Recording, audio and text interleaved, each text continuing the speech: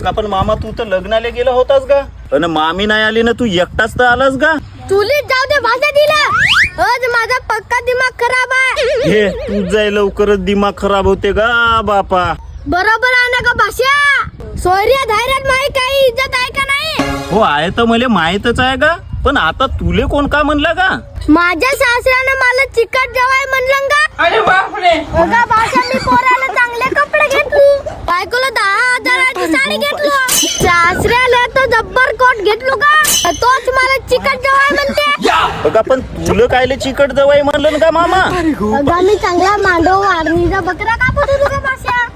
मधातच तो बर्फ आला आणि पोक पोक वाजवत होता. तर बायको म्हणते पोरायला बर्फ घेऊन द्या. तर मी म्हणलं चिल्लार नशेत. तर तो सासरा मधामध्ये काला मला चिकट जवाय म्हणाल. तू एवढा सगळा लग्नामध्ये केलास का?